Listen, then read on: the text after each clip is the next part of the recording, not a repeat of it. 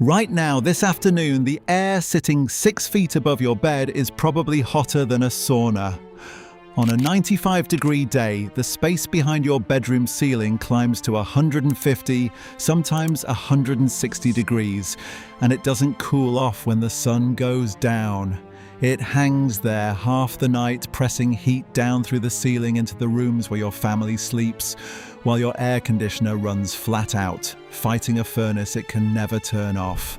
Farm families dealt with this 100 years ago without a single watt of electricity, and the fix they used still costs about $50 at any hardware store.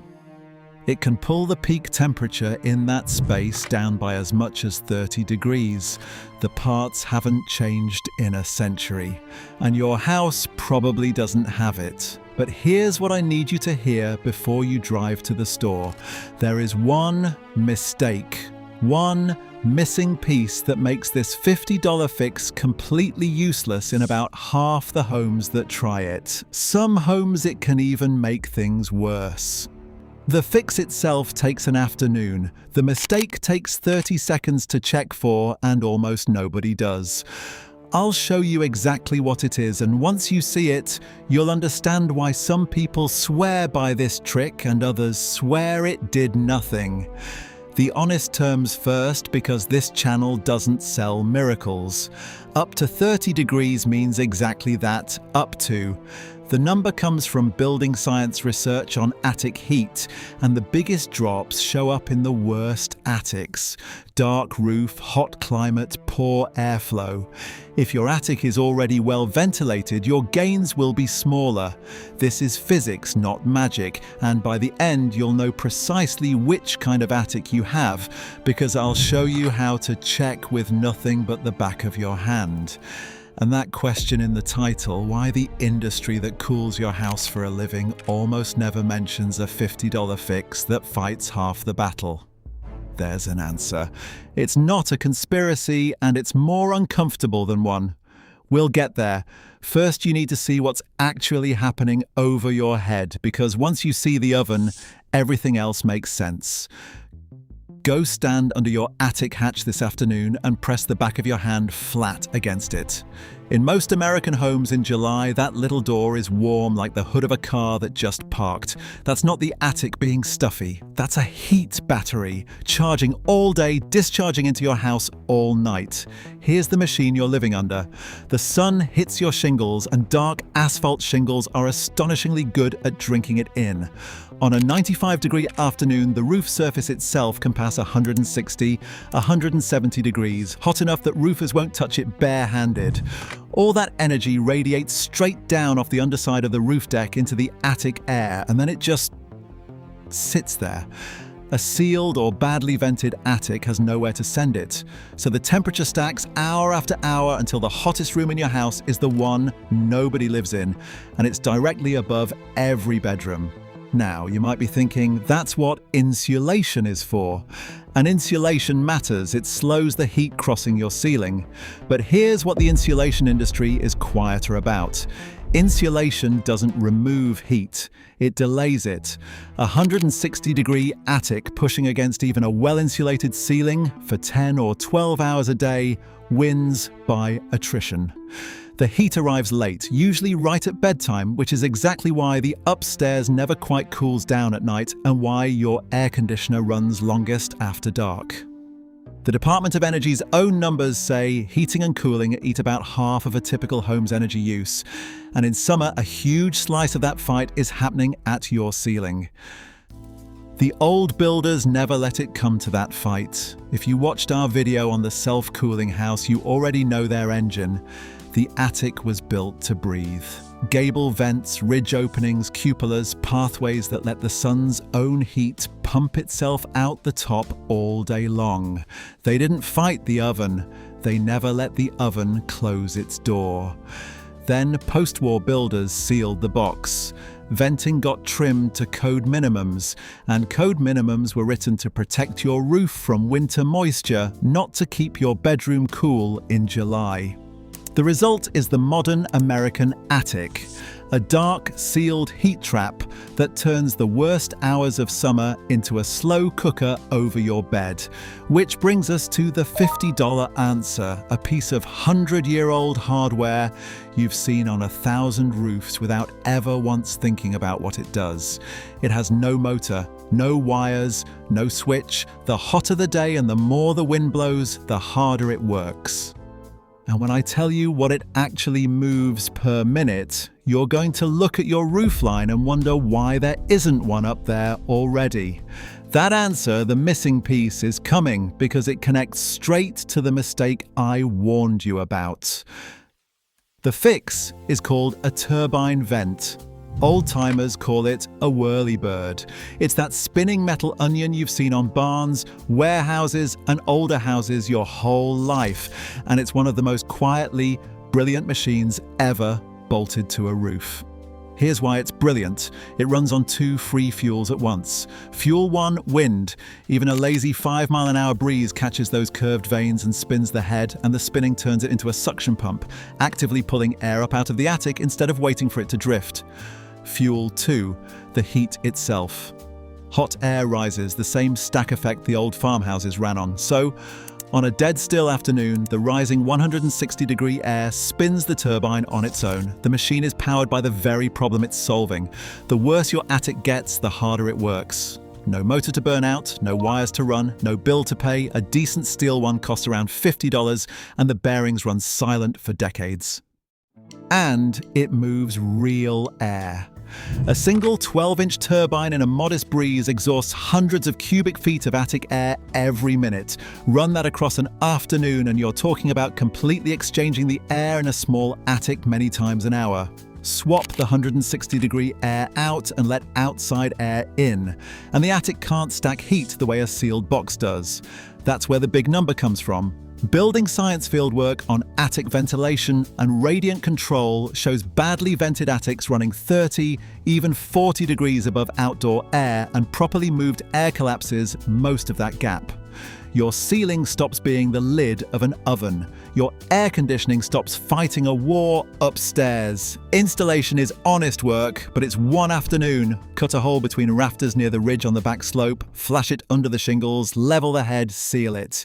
If you're not comfortable on a roof, and be honest with yourself about that, a handyman does it in 2 hours. And even paying for the install, this remains the cheapest meaningful cooling upgrade a house can get. If your roof already has those little square box vents near the ridge, you can often upgrade one opening to a turbine without a single new hole. So that's the machine. $50, no power, spins for 20 years, throws the heat out all day. And now you're probably asking the obvious question, the one in the title. If this thing is so good, why didn't the air conditioning company mention it? Why doesn't the heating, ventilation, and air conditioning industry lead with the $50 fix before selling you the $7,000 one? Let's answer that honestly, because the answer is not a conspiracy, and I think the truth stings a little more. Here's the most uncomfortable 90 seconds of this video. Nobody hid the turbine vent. There's no memo, no locked patent, no suppressed study. You can buy one at any hardware store in America this afternoon. What happened is quieter than a conspiracy and harder to fix. Nobody profits from telling you. Think about the incentives, one player at a time. The HVAC company earns its living sizing, selling and servicing air conditioners. When your upstairs won't cool, the profitable answer is a bigger unit, another zone, a service contract, not a $50 piece of spinning steel that cuts the load their equipment gets paid to carry. They're not lying to you, they're answering the question with the tool they sell. The builder faced a different math. Every vent is a hole to cut, flash, and warranty. And buyers never walk into an open house and ask about attic exhaust, so attics got built to the code minimum. And the code minimum, remember, was written for winter moisture, not summer heat. And the store. The turbine sits in aisle 40 next to the gutter parts. Nobody ever ran a Super Bowl ad for a whirlybird because there's no margin in a one-time $50 part that never breaks. So the title asks why the industry buried it. The honest answer, it was never buried. It was orphaned. No salesman, no ad budget, no commission, just a 100-year-old machine that works, sitting on a shelf, waiting for homeowners to find out on their own. which is exactly what you're doing right now. But before you go buy one, here's the mistake. The missing piece that decides whether that turbine performs or just decorates your roof. The mistake is this: exhaust without intake. A turbine vent is a pump that pushes air out of your attic. But air doesn't vanish. Every cubic foot the turbine throws out has to be replaced by a cubic foot pulled in from somewhere. That somewhere is supposed to be the soffit vents, the perforated strips under your roof's overhang, down at the eaves. Cool outside air enters low at the soffits, washes up along the underside of the roof, collects the heat, and the turbine fires it out the top. Intake low, exhaust high. That's the complete circuit, the same low-in, high-out loop the old farmhouses ran through their windows, moved up onto the roof. Break that circuit and everything falls apart. If your soffits are blocked, and here's the part almost nobody knows, the turbine doesn't stop pulling. It finds air wherever it can. And the easiest place left is your house. It starts sucking your expensive air-conditioned air up through every gap around your ceiling lights, your attic hatch, your bathroom fans. Your $50 cooling fix quietly becomes a machine for pumping the cold air you paid for straight out through the roof. This is why half the internet says whirlybirds are amazing and the other half says they did nothing. The difference was never the turbine. It was the intake. And soffits get blocked constantly by the most well-meaning mistake in home improvement: insulation. Somebody, maybe the builder, maybe an insulation crew getting paid by the inch, packed the attic's edges full and buried the soffit openings under bats of fiberglass. The attic got slightly better insulated and completely stopped breathing. 30 seconds with a flashlight tells you, get your head into the attic, look down the slope toward the eaves, and check for daylight glowing through at the edges. Daylight means open intake. Solid darkness means your attic is suffocating, and fixing that might matter more than anything you bolt to the roof. Foam baffles that hold insulation back off the soffits cost a couple of dollars a piece. Get the circuit right, open soffits below, turbine above, and now you have the system the research numbers describe. And if you want to push further, there's one upgrade that stacks on beautifully: a radiant barrier. A thin, reflective foil stapled under the rafters that bounces the roof's radiant heat back before it ever soaks the attic. Here's a piece of trivia the conspiracy channels mangle: that foil genuinely does trace back to NASA. Reflective insulation came out of spacecraft thermal design. Nobody hid it. It's another orphan, $30 a roll at the same store. Turbine plus open soffits plus foil is how the worst attics claw back up to 30 degrees, each piece honest on its own, brutal together. One more honest distinction while we're here, because you'll see them at the store shelf. This is not the same as the plug-in powered attic fan. Those move more air, but they run on your electricity, the motors die in the heat. And in leaky houses, they're notorious for exactly the air conditioner theft problem we just covered, at 10 times the pull. The passive turbine is slower, but it can't overdraw, costs nothing to run, and never sends you a bill. For most homes, it's the smarter machine, precisely because it's the dumber machine. So now you know the machine, the circuit, and the mistake. Let's make it real for your house. This weekend, 30 minutes, and mostly just your eyes. The 30-minute audit in order. 1. The hatch test. Back of your hand flat on the attic door, late afternoon. Warm to hot means the oven is charging over your head, and everything in this video applies to you. 2. Count your exhaust. Stand across the street and study your roofline. Turbines, ridge vents, box vents near the peak, any exhaust at all. Plenty of tract homes have one sad box vent for the whole attic. 3. Check your intake. Flashlight, head through the hatch, look toward the eaves for daylight. Blocked soffits get fixed. First, $2 baffles before any $50 turbine. 4. Only then the turbine. One 12-inch head per roughly 600 square feet of attic is the old rule of thumb. Big attics take 2. Now the honest limits stated plainly. If your home has a sealed conditioned attic, spray foam under the roof deck, common in newer southern builds, this whole system is not for you. Your attic is deliberately part of the cooled house, and venting it would be sabotage. If you live where summers are humid, attic ventilation still helps heat, but it won't dry your air, and your gains will sit at the modest end of up to 30. If your roof is steep, old, or you have any doubt on a ladder, pay the handyman. No cooling upgrade is worth a fall. And if your ceiling below the attic leaks air badly, seal those gaps regardless, because every system upstairs works better when the lid of your house isn't a sieve. What this fix will not do, it will not replace your air conditioner, and anyone who tells you a roof vent means you can unplug the AC in Texas is selling something.